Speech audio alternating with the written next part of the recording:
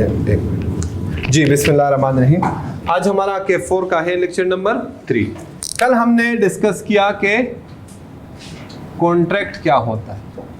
Contract act 1872 हमने start किया था और हमने बात शुरू की यहाँ से कि ऑफर प्लस एक्सेप्टेंस क्या होगा भाई, क्या होगा? प्रॉमिस। इस प्रॉमिस को हम क्या कहेंगे? एग्रीमेंट। और अगर इस एग्रीमेंट के साथ क्या ऐड हो जाए? इन्फोर्सिबिलिटी। क्या ऐड हो जाए? इन्फोर्सिबिलिटी। तो क्या बन जाता है? कॉन्ट्रैक्ट। इन्फोर्सिबिलिटी को हमने डिस्कस किया था। लीगल वो एग्रीमेंट्स जिसमें क्या अराइज हो जाए? Legal obligations. लीगल ऑब्लिगेशन का मतलब है लीगल ड्यूटी, जिसमें क्या अराइज हो जाए? लीगल ऑब्लिगेशन या फिर ड्यूटी। ठीक है, तो उसको हम क्या कहेंगे? उसको हम क्या कहेंगे? Enforceable by law. कल मैंने आपको एग्रीमेंट बताए थे कि एग्रीमेंट हमारे पास 2 टाइप्स के हो सकते हैं, social agreements and legal agreements.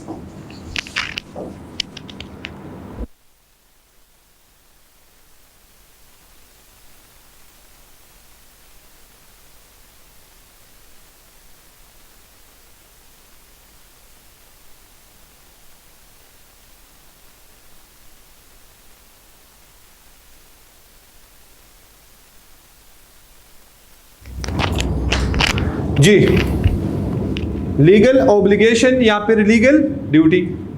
ठीक है, एग्रीमेंट कल हमने पढ़ा था, या तो सोशल हो सकते हैं या फिर लीगल एग्रीमेंट। जो लीगल एग्रीमेंट होते हैं वो कॉन्ट्रैक्ट होते हैं, जो सोशल होते हैं वो कॉन्ट्रैक्ट नहीं होते, वो क्या होते हैं? एग्रीमेंट। अब एक दूसरी चीज जो है वो है रिलेशनशिप। असल में ये जो हम बात करते हैं ना, ये किसकी बात करते हैं? रिलेशनशिप। 2 पार्टीज के दरमियान रिलेशनशिप। रिलेशनशिप या तो सोशल होगा या फिर कौन सा होगा? लीगल। अगर सोशल हो तो इसको हम क्या कहते हैं? सिर्फ और सिर्फ एग्रीमेंट। और अगर लीगल हो तो फिर क्या कहते हैं? कॉन्ट्रैक्ट। समझ में आ रही बात? जी अली, आप पूछ रहे थे। नहीं, कमर्शियल तो नहीं कहते, लीगल कहते हैं। ये मैंने सिर्फ आपको कमर्शियल ट्रांजैक्शंस जो होते हैं उसमें लीगल रिलेशनशिप होता है। जो बिजनेस ट्रांजैक्शन होते हैं, मर्केंटाइल, नाम ही क्या है? Business law. क्या नाम है? तो इसमें हम वो रिलेशनशिप्स डिस्कस करेंगे जो बिजनेस में क्रिएट होते हैं, जिसमें 2 पार्टीज के दरमियान क्या हो? कॉन्ट्रैक्ट हो। क्या हो? कॉन्ट्रैक्ट। यहां तक कोई क्वेश्चन? हाँ, आगे पढ़े जी। अगला जो हमारा टॉपिक है वो है characteristics of an agreement.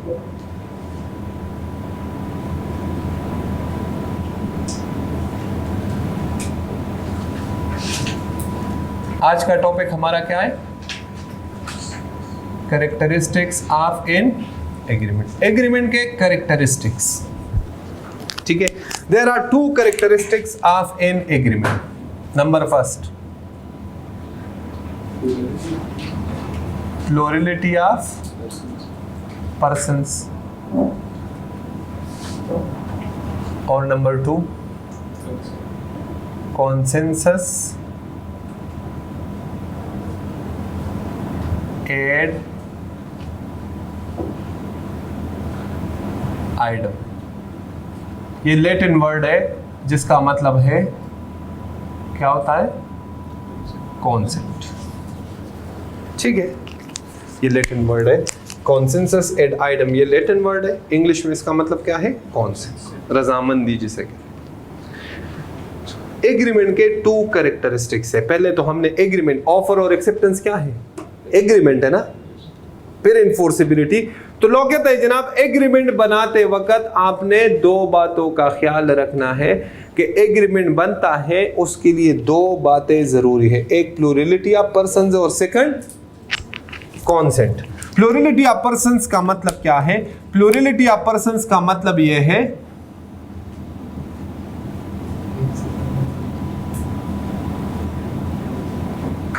Plurality of persons का मतलब क्या है?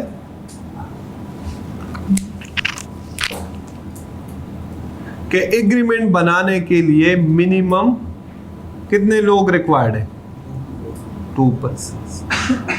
कोई बंदा खुद के साथ एग्रीमेंट में एंटर नहीं हो सकता। अगर मैं एग्रीमेंट किसी के साथ बनाऊंगा तो मेरे सामने सेकंड पार्टी होना जरूरी है, कंपलसरी है। अब्दुर्रहमान खुद के साथ एग्रीमेंट में एंटर नहीं हो सकता। मिनिमम की बात करें, मैक्सिमम तो आप सारी दुनिया के साथ भी एग्रीमेंट कर सकते हैं एक ही बंदा।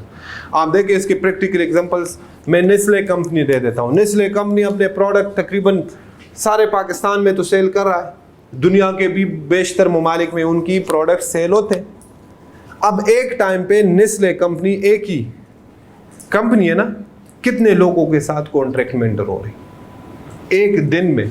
तो मैक्सिमम पे लिमिट नहीं है, मिनिमम 2 लोग के एग्रीमेंट बनाने के लिए मिनिमम कम से कम कितने लोग होने चाहिए? 2। कोई अब्दुर्रहमान खुद के साथ एग्रीमेंट में एंटर, अगर मैं एग्रीमेंट में एंटर होना चाहता हूं तो मेरे अपोजिट पार्टी होनी चाहिए, दूसरी पार्टी, तब मैं एग्रीमेंट में एंटर हो सकूंगा, अदरवाइज मैं एंटर नहीं हो सकूंगा, एग्रीमेंट नहीं बनेगा। दूसरा क्या है? कॉन्सेंसस एड आइटम, जिसकी मैंने क्या मतलब बताया? कॉन्सेंट कहते हैं, लेकिन डिफिनीशन 2-3 बार उसने टेस्ट किया है डिफिनीशन, और किस नाम से टेस्ट किया है? कॉन्सेंसस एड आइटम से। Define consensus ad item is defined under the contract act. Consent का वर्ड यूज नहीं किया, बच्चे छोड़ के आगे, ठीक है? आप लोगों ने दोनों नाम याद रखने हैं, गेस है। कॉन्सेंट या कॉन्सेंसस एड आइटम किसे कहते हैं? When both the persons to an agreement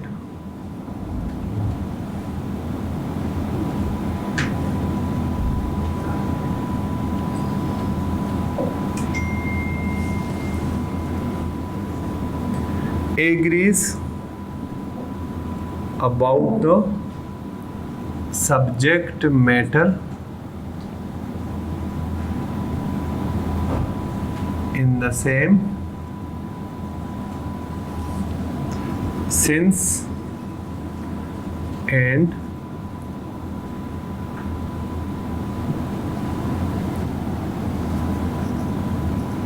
at the same time. ये डिफिनीशन है। थर्ड इसका नाम आ गया आइडेंटिटी ऑफ माइंड भी कहते हैं। क्या कहते हैं? Identity of mind. डिफिनीशन क्या है? व्हेन बोथ द पार्टीज या when both the persons, parties कर दे, या when all the parties to an agreement, लेकिन हम कहते हैं चले 2 लोगों के दरमियान एग्रीमेंट है। When both the parties to an agreement agrees about the subject matter in the same sense and at the same time. ये डिफिनीशन मैं बताता हूँ, उसकी आहिस्ता आहिस्ता ये चीज़ आएंगी। इंटेंशंस बिल्कुल कहते हैं, कॉन्सेंट तो अलग चीज़ है ना, इंटेंशन तो आपकी रजामंदी नहीं भी हो सकती ना, दोनों डिफरेंट चीज़ें। कॉन्सेंट रजामंदी को कहते हैं, ये आपके इंटेंशन है कि आपने रजामंदी जाहिर करनी, तो हम ये भी इंटेंशन वर्ड यूज़ करते हैं कि इंटेंशन आपने रजामंदी नहीं जाहिर करनी। इंटेंशंस का तो मतलब कुछ और। जी ठीक हो गया। अब यहाँ पे आ जाए, मैं आपको एक एग्जांपल देता हूँ, इस एग्जांपल से हमने इसको देखना। जी फॉर एग्जांपल 2 लोग हैं, एक है मिस्टर ए और दूसरा है मिस्टर बी। कौन कौन है? Mister A and Mister B. ठीक हो गया। मिस्टर ए ने ऑफर किया किसको? मिस्टर बी को।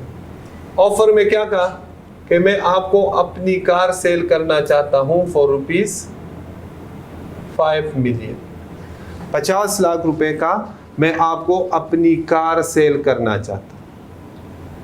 ठीक है भाई, क्लियर है? क्या दिया? ऑफर। अब मिस्टर ए के पास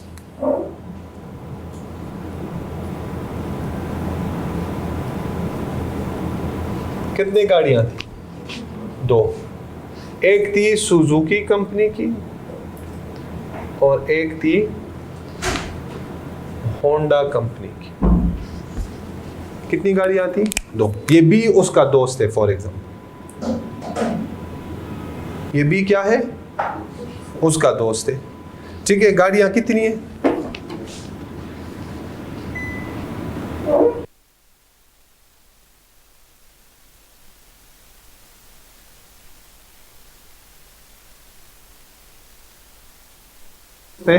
लेकिन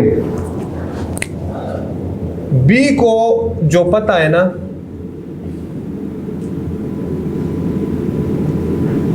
वो ओनली होंडा कार की। ए के पास कितनी गाड़ियां हैं? 2। कौन कौन सी? Suzuki and Honda. लेकिन बी को कौन सी गाड़ी का पता है? होंडा। अब ए के माइंड में क्या है? जब ये ऑफर दे रहा है तो इसके माइंड में कौन सी गाड़ी है? सुजुकी वाली। अब बताएं, जब ए ने ऑफर किया बी को, तो बी के ज़हन में कौन सी गाड़ी आएगी? वजह, क्योंकि उसको तो सुजुकी का पता ही नहीं है। और ए के माइंड जब ऑफर दे रहा है, ए ने मेंशन नहीं किया कंपनी, ए के माइंड में कौन सी गाड़ी है कि मैं कौन सी गाड़ी 50 लाख में सेल करना चाहता हूं? सुजुकी है। ठीक है भाई, क्लियर है? बी ने ये ऑफर क्या कर ली? एक्सेप्ट कर ली। मुझे बताए क्या एग्रीमेंट बना? अब ये पढ़े, ये डिफिनीशन पढ़े। व्हेन कितनी पार्टीज, कितनी पार्टीज, कितनी पार्टीज? Both the parties. क्या हो? To an agreement agrees about the in the same sense. Sense का मतलब क्या है? दोनों का माइंड एक ही चीज पे एग्री हो। किस पे एग्री हो? एक ही। ए के माइंड में कौन सी गाड़ी है? बी के नॉलेज में कौन सी है? तो बी के माइंड में कौन सी होगी कि ये मुझे कौन सी गाड़ी ऑफर कर रहा है? ए के माइंड में कौन सी है?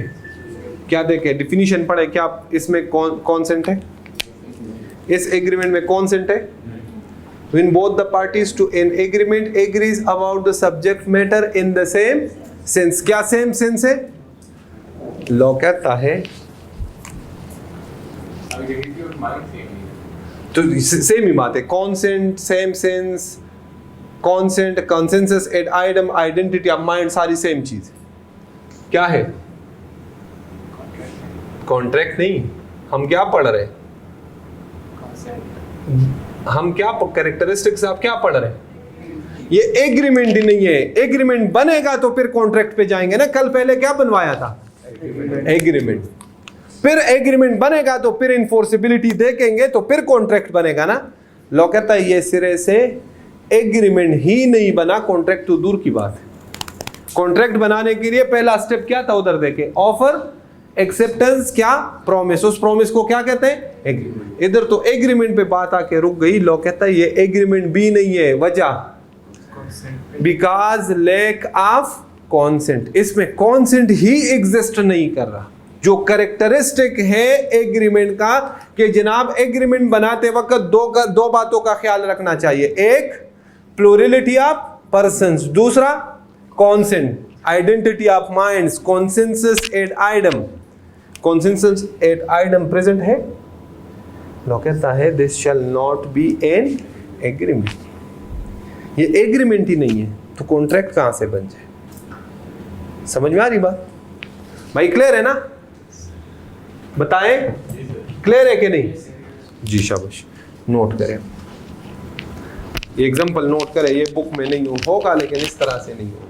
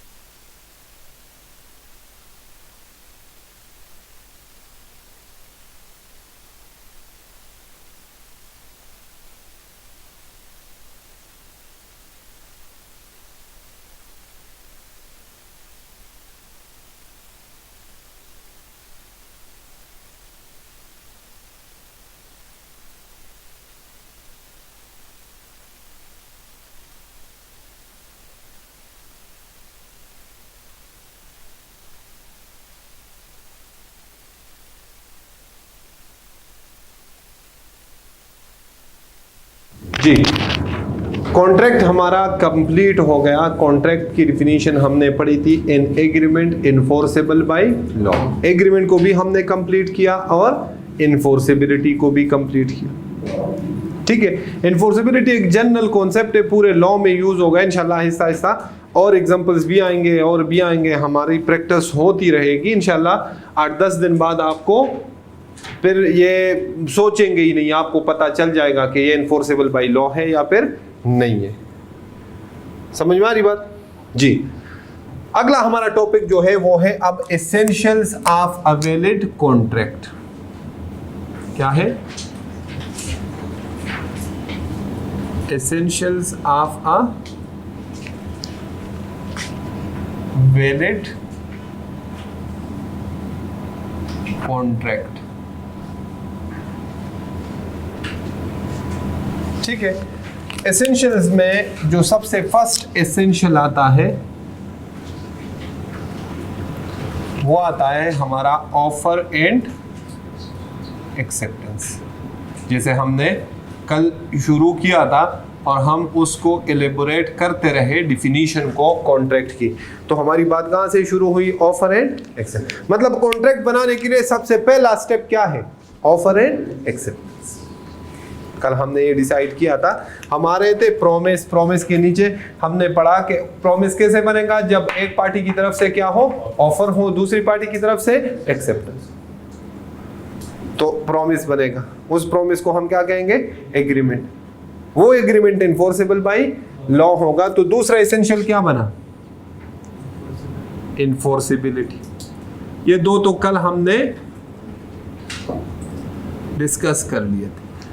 ठीक है, अब ऑफर एंड एक्सेप्टेंस ये हमारा कंप्लीट टॉपिक है इसी चैप्टर में। 2 से 3 नहीं 4 से 5 लेक्चर्स हमारे ऑफर एंड एक्सेप्टेंस पे होंगे, तो इस पे अभी बहस करना मेरे ख्याल में ज़रूरी नहीं है। डिटेल में पढ़ेंगे ऑफर क्या होता है, ऑफर के एसेंशियल्स क्या होते हैं, वैलिड ऑफर क्या होता है, ठीक है, एक्सेप्टेंस, ये सारी हम डिटेल्स में पढ़ेंगे। हमारा कंप्लीट टॉपिक है, कम से कम 4 से 5 घंटे का टॉपिक है हमारा, हम डिस्कस करेंगे। ठीक है, इन्फोर्सिबिलिटी हर जगह पे एप्लीकेबल होगा, इसलिए इसके ऊपर इंडिविजुअल कोई टॉपिक नहीं है। ये ऑफर एंड एक्सेप्टेंस में भी डिस्कस होगा, ये जो बाकी एसेंशियल्स आ रहे हैं उसमें भी डिस्कस होगा। थर्ड एसेंशियल एलिमेंट जो है हमारा वो है कंसीडरेशन। वो क्या है? कंसीडरेशन। ठीक है, कंसीडरेशन हमारा 3 to 4 आवर्स इस पे हमारी डिस्कशन होगी। कंप्लीट टॉपिक है, एसेंशियल एलिमेंट है। यहाँ पे मैं आपको थोड़ा बेसिक कॉन्सेप्ट दूंगा, डिटेल में इंशाल्लाह हमारा पूरा कंप्लीट टॉपिक है, हमारे कोर्स का हिस्सा है, हम पढ़ेंगे। जो अगला एसेंशियल एलिमेंट है वो है कैपेसिटी ऑफ पार्टीज। वो क्या है? Capacity of parties. 2 to 3 hours हमारा ये भी टॉपिक है, हमारे कोर्स का हिस्सा है, डिटेल में डिस्कस करेंगे इंशाल्लाह। इसके बाद आता है फ्री कॉन्सेंट।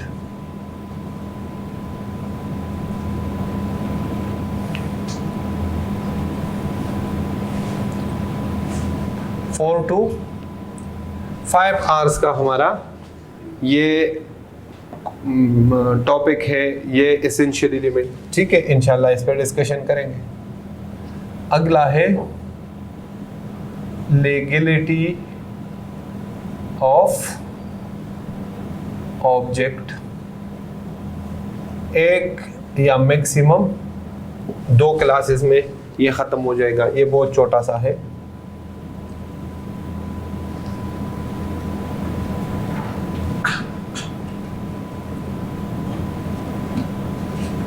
वॉइड एग्रीमेंट्स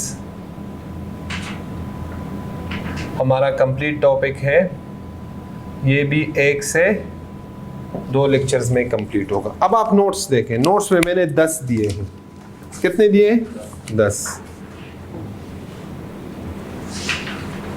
ठीक है, ये जो मैंने नहीं लिखे ना, ये कितने लिखे, 1 2 3 4 5 7, ये 3 अब आपके कोर्स में नहीं है, वैसे अगर सिर्फ याद रखें बाकी आपके कोर्स में नहीं है, ठीक है, ये उन्होंने एक्सक्लूड कर दिया स्पेसिफिकली। ये 7 जो है अब आपके टेस्ट होंगे, वो 3 जो है वो टेस्ट नहीं हो, ठीक है। तो आप जो है उसको टिक कर ले, जो नहीं है उसके सामने लिख ले नॉट इन कोर्स, मतलब मैक्सिमम 10 है, 10 मैंने सारे लिखवाए हुए हैं, लेकिन डिस्कस हम सिर्फ वो करेंगे जो हमारे कोर्स में है ना, जो कोर्स में नहीं है उसको डिस्कस करने की जरूरत नहीं है जी। लास्ट टू जो सेकंड वाला एनफोर्सेबिलिटी आपस में इंटररिलेटेड नहीं है? कौन से वाला? एनफोर्सेबिलिटी और लास्ट वाइड एग्रीमेंट्स और लीगलिटी। नहीं, ये अलग अलग चीज़ें हैं, ये हम डिस्कस करेंगे ना जब भी। अब आपको सिर्फ इसका वो बताने लगा हूँ, बेसिक कॉन्सेप्ट्स बताने लगा हूँ। ऑफर एंड एक्सेप्टेंस, कल मैंने फैज़ान के साथ एक एग्जांपल कि फैज़ान मैं आपको ये मार्कर सेल करना चाहता हूँ, याद है, ये ऑफर था। फैज़ान ने कहा ओके, फैज़ान के पास 2 ऑप्शन है, या तो मेरी ऑफर एक्सेप्ट कर ले या फिर रिजेक्ट। अगर वो ओके कर देता है तो इसको हम कहते हैं एक्सेप्टेंस। डिटेल में इंशाल्लाह आगे जाके। इन्फोर्सिबिलिटी, मैंने कहा था इन्फोर्सिबिलिटी, हर वो एग्रीमेंट इन्फोर्सिबल होगा जिसमें क्या होगा, कौन सा रिलेशनशिप होगा, लीगल रिलेशनशिप। दूसरा कौन सा रिलेशनशिप होता है, सोशल। जैसे कल मैंने एग्जांपल्स दिए थे, फैमिली मेंबर्स के दरमियान, फ्रेंड्स के दरमियान सोशल रिलेशनशिप होते हैं, वो हमारे लीगल रिलेशनशिप नहीं होते, वो कॉन्ट्रैक्ट नहीं होते। कॉन्ट्रैक्ट बनाने के लिए कौन सा रिलेशनशिप जरूरी है जी, कंसिडरेशन। पूरा टॉपिक बाद में। मतलब क्या है, मतलब है कंसिडरेशन का आसान अल्फाज में समथिंग इन रिटर्न। लोग कहते हैं जनाब कॉन्ट्रैक्ट बनाने के लिए कंसिडरेशन होना जरूरी है, एसेंशियल एलिमेंट। हमने पूछा जी कंसिडरेशन कैसे कहते हैं, कहते हैं something in return. Something in return का मतलब क्या है, लेने के लिए, हाँ, लेके कुछ देना, देके कुछ लेना।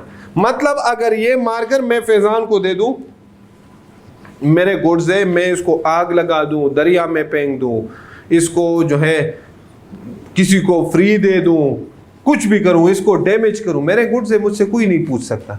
ये मैंने फैज़ान को फ्री में दे दिया, लोग कहते हैं बेशक हमें कोई एतराज नहीं है, लेकिन कम से कम इस ट्रांजेक्शन को आप कॉन्ट्रैक्ट नहीं कह सकते। क्या नहीं कह सकते, कॉन्ट्रैक्ट। वजह क्योंकि देयर इज नो कंसिडरेशन। क्या नहीं है, आपने तो फैज़ान को गुड्स दे दिए, फैज़ान ने इन रिटर्न आपको क्या दे दी।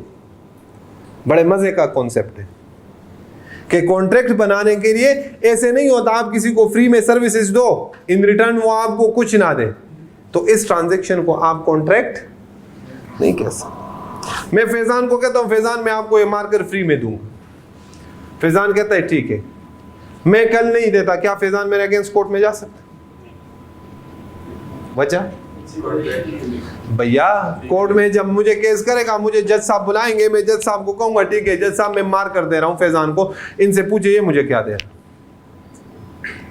जज साहब कहेंगे भाई ये तो कॉन्ट्रैक्ट है ही नहीं। जब कॉन्ट्रैक्ट नहीं है तो आप कोर्ट में अपना केस इन्फोर्स नहीं कर सकते, क्योंकि कोर्ट में जाने के लिए क्या होना जरूरी है, कॉन्ट्रैक्ट।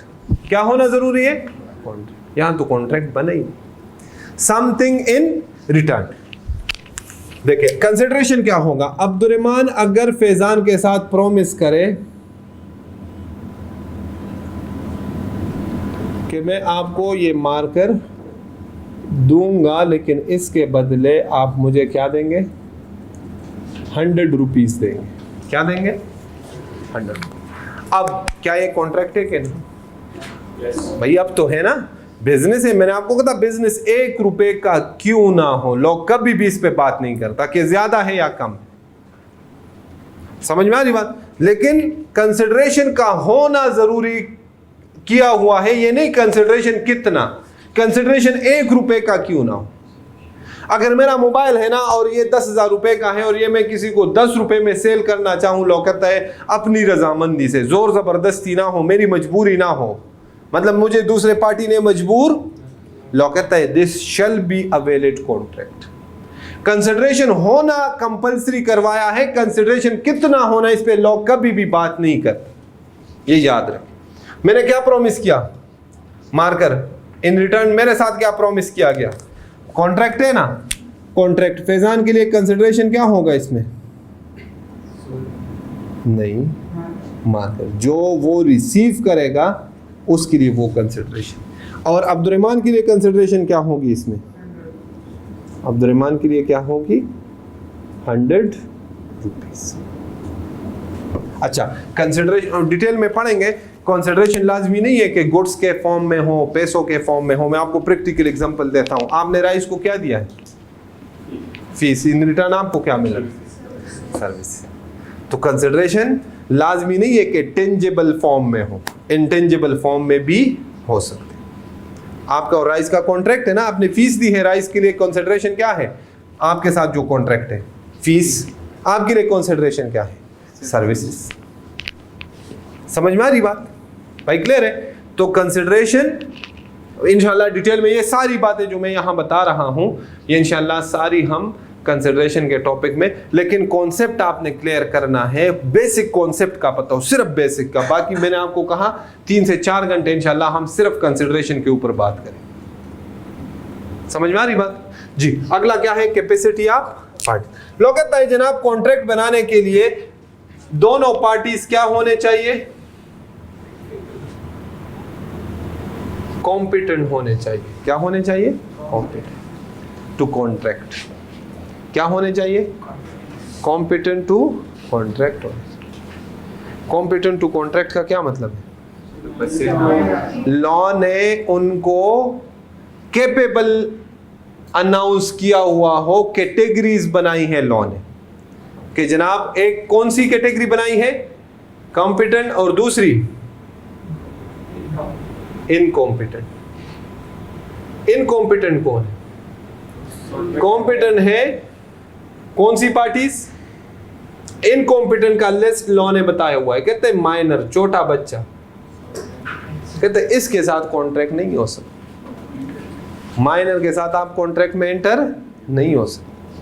कहते हैं दूसरा अनसाउंड माइंड पर्सन। कौन सा पर्सन, पागल, जिसका दिमागी तवाजुन ठीक ना हो, कहते हैं इसके साथ कॉन्ट्रैक्ट नहीं हो सकता, स्पेसिफिकली लिस्ट बताया है। और third, disqualified by law.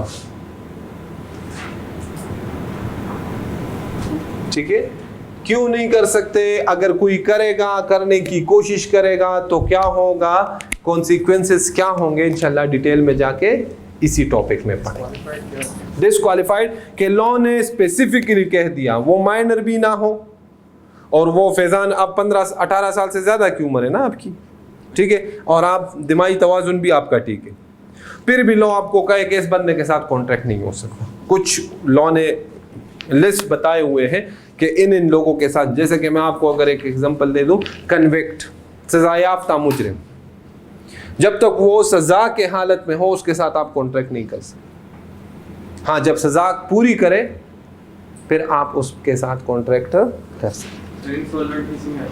Insolvent भी इसी में आता है, लेकिन मैंने जानबूझ के नहीं बोला ना इंसॉल्वेंट, मेरे ख्याल में बहुत सारे बच्चों को पता नहीं है। इंशाल्लाह हम डिटेल में डिस्कस करेंगे, बस सिर्फ आपने सिर्फ बेसिक कॉन्सेप्ट के मतलब क्या समझ में आ रही बात। तो कैपेसिटी ऑफ पार्टीज का मतलब क्या है कि किसके साथ कॉन्ट्रैक्ट हो सकता है और किसके साथ नहीं हो सकता। जिसके साथ, अब माइनर किसे कहते हैं, अनसाउंड माइंड पर्सन, ये हम डिटेल में पूरा टॉपिक है, पहले डिफिनीशन पढ़ेंगे, उसके बाद हम उसके साथ जो रेलेवेंट प्रोविजंस है वो डिस्कस करेंगे, ठीक है। तो आपने परेशान नहीं होना। अगला क्या है, फ्री कॉन्सेंट। कहता है जनाब कॉन्सेंट क्या होना चाहिए।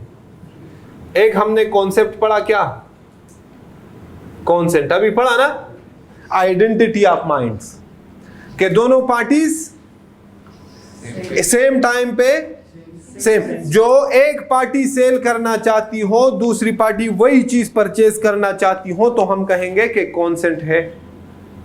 अगर दोनों का आइडेंटिटी ऑफ माइंड नहीं है, एक बंदा सेल करना चाहता हो सुजुकी, दूसरा सेल करना चाहता हो होंडा, परचेज करना चाहता हो होंडा, तो लोग कहता है कॉन्सेंट। लोग कहता है सिर्फ कॉन्सेंट से काम नहीं चलेगा, जब कॉन्ट्रैक्ट बनाओगे तो कॉन्सेंट के साथ साथ क्या होना चाहिए। अब मैं फैजान को, फॉर एग्जांपल, मैं फैजान के से ये मोबाइल ले लूँ और कहूँ ये 5000 रुपये ले लो और मुझे ये मोबाइल दे दो। फैजान कहते हैं नहीं, मैंने नहीं दे। गौर कीजिएगा, डिटेल में पढ़ेंगे। सिर्फ एक छोटा सा एग्जांपल देता हूँ कि फ्री कॉन्सेंट का मतलब क्या है। फैजान कहते हैं नहीं, मैंने ये पिस्टल निकाली, फैजान के सर पे रख दी, मैंने कहा ये लो 5 और मोबाइल लो। अब देगा कि नहीं देगा? भाई देगा कि नहीं देगा? बोले देगा कि नहीं देगा? देगा। अब्दुल्ला देगा, मोबाइल देगा ना 5000 की। अब मुझे बताए कॉन्सेंट है कि नहीं? कॉन्सेंट है भैया। कॉन्सेंट की डिफिनीशन पढ़े, अभी पढ़े ना, ना ऐसे नहीं, पढ़े पढ़े पढ़े। मैंने क्या लिखवाया? जब दोनों पार्टीज, जो एक पार्टी सेल करना चाहती हो, दूसरी पार्टी वही परचेज, आसान अल्फाज में मैं क्या परचेज करना चाहता हूं? फैजान क्या देना चाहता है? जबरदस्ती निकाले। फैजान देने के लिए तैयार है कि नहीं? भाई तैयार, जब पिस्टल मैंने रखी फिर तैयार हुआ कि नहीं? तैयार है कि नहीं? समझ में आ रही बात? तैयार है कि नहीं? 5000 लेने के लिए तैयार है कि नहीं? है ना? कॉन्सेंट है। लॉ कहता है कॉन्सेंट अपनी मर्जी का होना चाहिए। किसी को आप रजामंद करे, आप उसको फोन पे धमकी दे दे, पिस्टल ना रखे कि जनाब ये प्लॉट मुझे सेल कर दो। अक्सर संजय दत्त वाले फिल्मों में होता था, वो कब्जा माफिया का हेड होता था, याद है? आपके बचपन की फिल्में जो है, हमारे जवानी कहते हैं आपके बचपन, हाँ, वो कब्जा माफिया, जोर जबरदस्ती में आपका बच्चा इस टाइम पे स्कूल जाता है, याद है? वो इस तरह के डायलॉग होते थे, फला नंबर गाड़ी में जाता है, हाँ, इस तरह की चीजें होती थी ना। ये कॉन्सेंट तो है, लेकिन लॉ कहता है अब सिर्फ कॉन्सेंट के साथ काम नहीं चलेगा। कॉन्सेंट के साथ साथ कॉन्सेंट क्या होना चाहिए? फ्री होने से। उसने अपनी मर्जी से दिया हो कॉन्सेंट। अगर आपने उसका कॉन्सेंट हासिल किया हो जोर जबरदस्ती, तो लॉ कहता है कॉन्ट्रैक्ट नहीं होगा। क्या नहीं होगा? कॉन्ट्रैक्ट बनाने के लिए फ्री कॉन्सेंट होना चाहिए। कॉन्सेंट इज नॉट फ्री लिखे, सिर्फ लिखे, डिटेल में डिस्कस करेंगे। Consent is not free if it obtain through coercion, undue influence,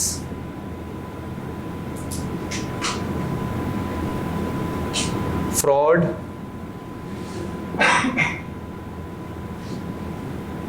misrepresentation,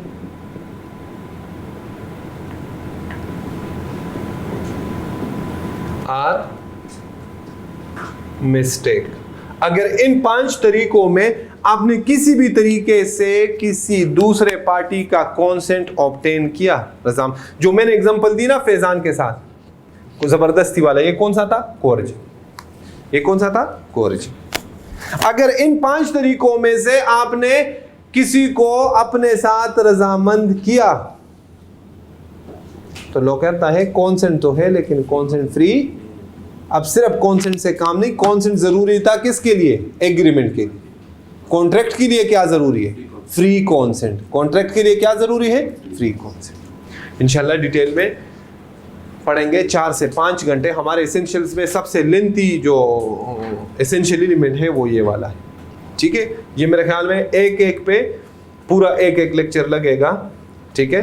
coercion पे 1, अनड्यू इन्फ्लुएंस पे 1, फ्रॉड 5 लेक्चर्स में इंशाल्लाह ये हो। ये एक ही चैप्टर, हाँ, एक ही चैप्टर, चैप्टर नहीं, ये तो आपका पूरा कोर्स है। ये एसेंशियल्स तो तकरीबन कॉन्ट्रैक्ट एक्ट का 90% कोर्स है। 80-90% कोर्स आपका ये है कॉन्ट्रैक्ट एक्ट, जो मैं आपको बता भैया। पहले वो बिलाल कुरैशी साहब नहीं, हमारे ऑडिट के टीचर, वो एक बहुत अच्छी स्टेटमेंट देते हैं ना, कहते हैं पहले माहौल बनाते। तो ये मैं माहौल बना रहा हूँ ना, ठीक है? आपका माइंड सेट बना रहा हूँ। ये बहुत ज़रूरी है किसी सब्जेक्ट के लिए कि मैं पूरे सब्जेक्ट का ओवरव्यू दूँ आपको। तो अब हमने कॉन्ट्रैक्ट एक्ट 1872 स्टार्ट किया हुआ है। मैं इंशाल्लाह कल या परसों जब ऑफर एंड एक्सेप्टेंस स्टार्ट करूंगा ना, तो आपके लिए नई चीज़ नहीं होगी, आपको नो हाउ होगा। उसके बाद जब कंसिडरेशन स्टार्ट करूंगा ना, तो आपको नो हाउ होगा। हाँ, तो वो चीज़ें जो है ना वो इस तरह से करते हैं, ठीक है? मेरा थोड़ा सा मेथोडोलॉजी समझ में आ रही बात? ये तकरीबन कॉन्ट्रैक्ट एक्ट जहां से आपके कम से कम 50 मार्क्स आएंगे, ये आपका उसका 80-90% कोर्स है। ठीक है जी। अगला क्या है? Legality of object. Legality of object का क्या मतलब है? ऑब्जेक्ट का यहां मतलब है पर्पस। क्या है मतलब? पर्पस, मकसद। जिस मकसद के लिए आप कॉन्ट्रैक्ट में एंटर हो रहे हैं, लॉ कहता है वो मकसद लीगल होना चाहिए, लॉफुल होना चाहिए। क्या होना चाहिए? लॉफुल। ठीक है, मैं तलहा को कहता हूं, तलहा आओ मेरे साथ मिलके, दोनों मिलते हैं, ठीक है, बैंक पे डाका डालते हैं, जो भी पैसे मिले आपस में बांट लेंगे। समझ में? लॉ कहता है जनाब, ये देखे ना, ऑफर एंड एक्सेप्टेंस है, उधर से शुरू करें, है ना, लीगल बिजनेस है, बिजनेस है ना, मतलब जो मिलेगा कुछ आप ले लोगे, कुछ मैं ले लूंगा, और हम काम क्या करेंगे? डाका, उसके बदले हमें पैसे मिलेंगे, कंसिडरेशन भी है, हमें काम करना पड़ेगा ना। अभी मैं मजदूर जाता है, कुदाई करता है, तो बाद में उसको पैसे मिलते हैं ना। अभी मैं गाड़ी ले जाऊं सर्विस डेक पे, वो धुलवा के देते हैं, सर्विस करवाते हैं, तो मैं पैसे नहीं देता, सर्विसेज है ना। तो ये डाका क्या है? सर्विसेज। मुशक्कत तो है ना उसमें, बदले में क्या मिलेंगे? पैसे। समझ में आ रही बात? अच्छा, वो भी है कैपेसिटी, हम दोनों माइनर भी नहीं है, अनसाउंड भी नहीं है, डिस्क्वालिफाइड बाय लॉ भी नहीं है। अगला क्या है? कॉन्सेंट फ्री, अपनी रजामंदी से जा रहे, कोई हम एक दूसरे को मजबूर, क्या लीगलिटी ऑफ ऑब्जेक्ट है? नहीं। लॉ कहता है सब essentials eight the same time simultaneously contract में प्रेजेंट होने चाहिए। अगर इसमें कोई एक भी मिसिंग हुआ तो कॉन्ट्रैक्ट नहीं बनता। तो लॉ कहता है कॉन्ट्रैक्ट, जिस पर्पस के लिए, जिस मकसद के लिए आप कॉन्ट्रैक्ट में एंटर हो रहे हो, वो मकसद क्या होना चाहिए? लॉफुल होना चाहिए। ऑब्जेक्ट और consideration, these two essentials are interchangeable. इन दोनों का तकरीबन सेम मतलब है। मतलब क्या है कि कंसिडरेशन क्या होना चाहिए भाई? क्या होना चाहिए? Legal, lawful. Object, consideration, same चीज। मैं फैजान को कहूँ कि फैजान मुझसे 5000 ले ले, ये अब्दुल्ला जो है ना, ये बड़ा शरारती है, मुझे तंग करता है क्लास में, इसको तो बाहर पिटाई कर दे। हाँ, समझ में आ रही बात? अब देखे कंसिडरेशन मैं क्या दे रहा हूँ, फैजान के लिए कंसिडरेशन क्या है? 5000, मेरे लिए कंसिडरेशन क्या है? सर्विसेज। समझ में आ रही बात? तो दीज टू आर इंटरचेंजेबल, ये दोनों इंटरचेंजेबल है, इसमें आप फर्क नहीं कर सकते। आप नहीं, लॉ ने अभी तक इसमें फर्क नहीं किया, वो खुद ये वर्ड यूज कर रहा है कि ये तकरीबन सेम चीज। अब हम देखें तो कंसिडरेशन अनलॉफुल है। अब अगर हम कहें कि चलो कंसिडरेशन छोड़ दो, कोई आप में से कोई पूछे कि अब्दुर्रहमान और फैजान के दरमियान ये जो ट्रांजैक्शन हुआ, इसका पर्पस क्या है? लॉफुल है कि अनलॉफुल? पिटाई भाई, लॉफुल है।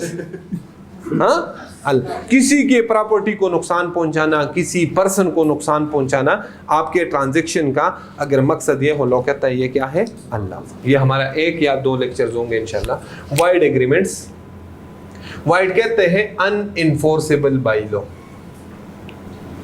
कैसे कहते हैं? अनइन्फोर्सेबल बाय लॉ, मतलब ये कॉन्ट्रैक्ट नहीं होते।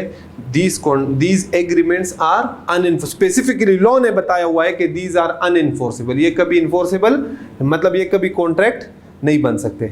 ठीक है, तो इसकी एक लिस्ट हमें लॉ ने बताई हुई है, और ये अनइन्फोर्सेबल किसने किए हैं? किसने? लॉ। स्पेसिफिकली हमें सोचने की जरूरत है ही नहीं। तो इंशाल्लाह इस चैप्टर में हम वो लिस्ट पढ़ेंगे कि कौन कौन से एग्रीमेंट है। अगर मैं आपको एक एग्जांपल दे दूं छोटा सा, जो आपके agreement in restraint of marriage, कह रहे आप किसी के साथ ऐसा एग्रीमेंट करो जिसका मकसद क्या हो? हाँ, उसको शादी से मना करना। लॉ कहता है this shall be a wide agreement. आप किसी को पैसे दो कि मुझसे इतने पैसे ले लो, सारी जिंदगी शादी ना करो। लॉ कहता है this shall be a wide agreement. Law ने स्पेसिफिकली बताया हुआ है, जस्टिफिकेशन बताई नहीं, रीजनिंग की नहीं, कहता है वो लिस्ट बताई हुई, इंशाल्लाह इसमें हम वो पढ़ेंगे। ठीक है जी, यहाँ तक कोई क्वेश्चन? हाँ, ओके जी, अल्लाह हाफिज।